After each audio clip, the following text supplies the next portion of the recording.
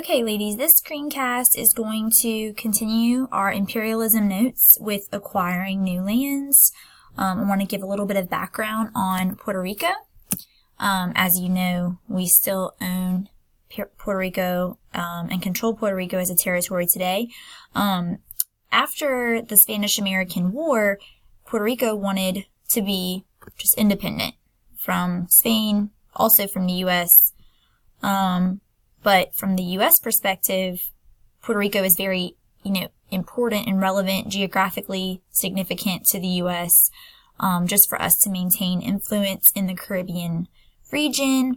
Also, we're kind of looking ahead towards the construction of the Panama Canal, so we'll kind of talk about that in this chapter, but, that was kind of a consideration as well. So Puerto Rico in the 1950s would become a Commonwealth country of the U.S. in which, Puerto Ricans are U.S. citizens. It's important that we understand that in our current, era, and just time period. Puerto Ricans are U.S. citizens. They can move freely between the United States and the island, just like any American citizen could. They are also subject to the draft. They do vote on issues, but they cannot vote for the U.S. president because they don't have electoral votes that would count towards president of the United States. That's just a little example of, our relationship with Puerto Rico today. Obviously they have, I think, voted on whether or not to apply for statehood on more than one occasion. But right now their status is just a Commonwealth nation. Cuba is something that even though we were kind of, we never purchased Cuba, they gained independence from Spain at the end of the Spanish-American War, but we do not really relinquish control of Cuba, like economic control, political control. We didn't annex it, but we did have a significant role there for many years.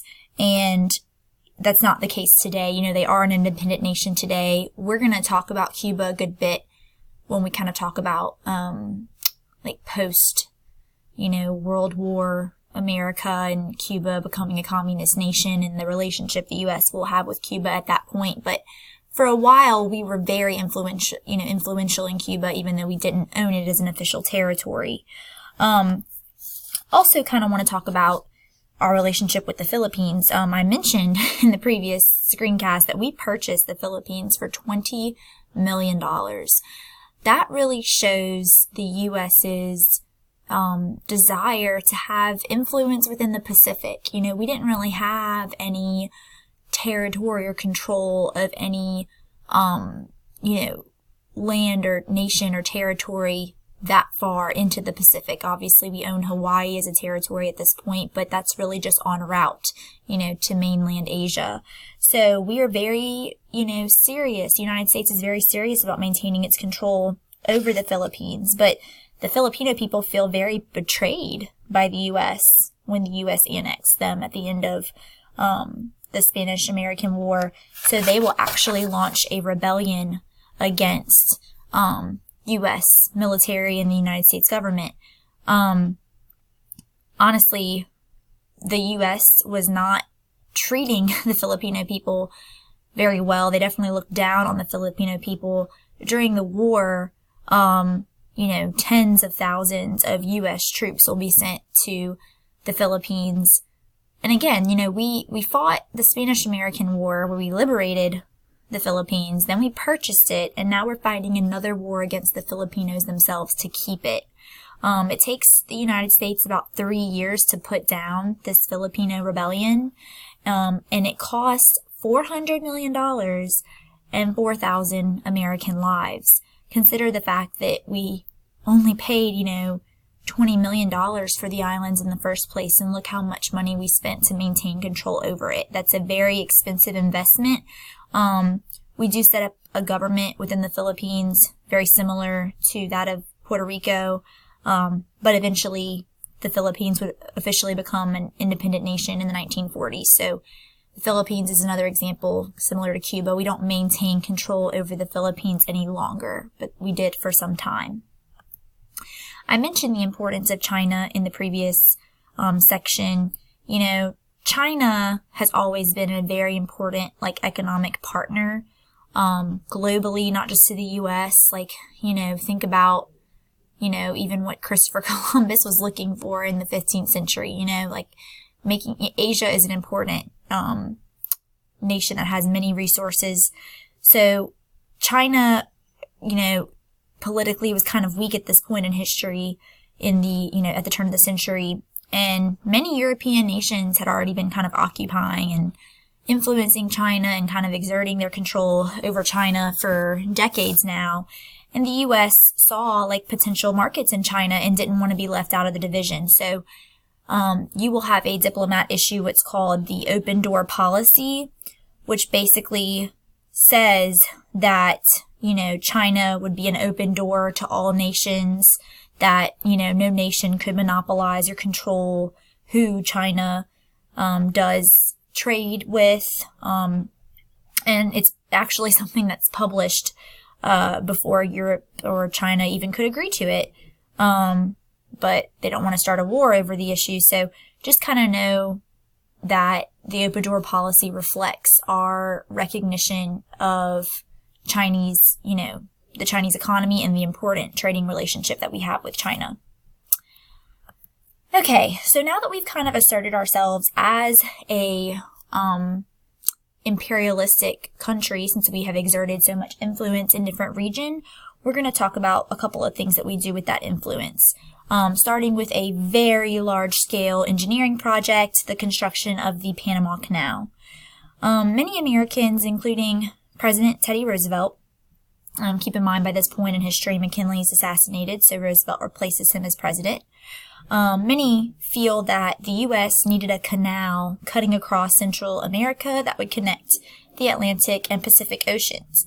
If you kind of look at the map on the bottom left, consider the Caribbean Sea feeding into the Atlantic, there is no natural cut through. Okay, if a ship wanted to sail from one ocean to the other, they'd have to go all the way around the South American continent, which is not very feasible.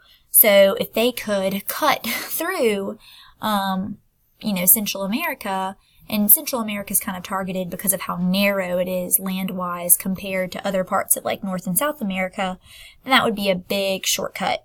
The problem is that Panama was controlled by Colombia, a different South American country at this point, and they were not willing to really initially allow the U.S. to build the canal there in the beginning. So we got very involved politically here, where we kind of help the Panama people overthrow the Colombian government by staging this rebellion that we finance basically.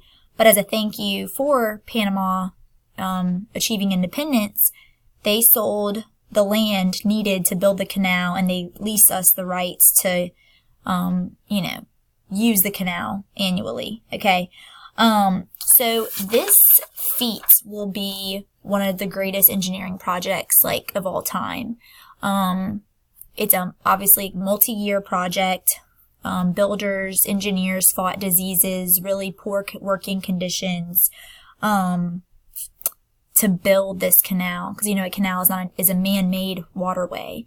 I think by the height of its construction, there were over 40,000 people employed to this job.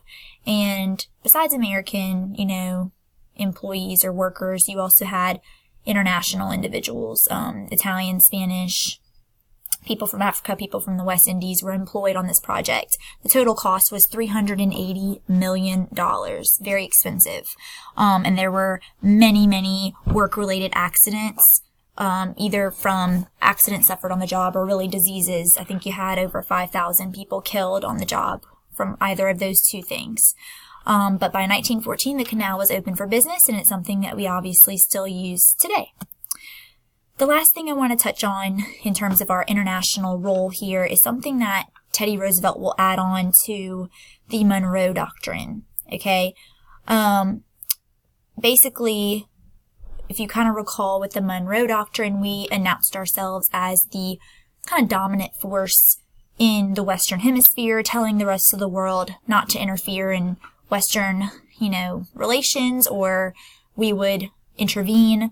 So basically, Roosevelt reminds and reemphasizes the Monroe Doctrine with his Roosevelt Corollary, but also emphasizes that European countries particularly needed to stay out of affairs in Latin America. That is because Latin America, Central America, just south, of us in the Western Hemisphere, the U.S. is kind of asserting its dominance over this region. We are heavily involved, and basically just saying that the U.S. would intervene if if Europe tried to make a claim for this land. We want to assert ourselves as the dominant imperial force in the Caribbean region. Okay. All right. Please write down any questions you'll have, and we can discuss any confusions in class, but you will be responsible for understanding and recalling these Chapter 14 notes for your eventual quiz and eventually the Unit 5 tests. All right, you'll have a great day.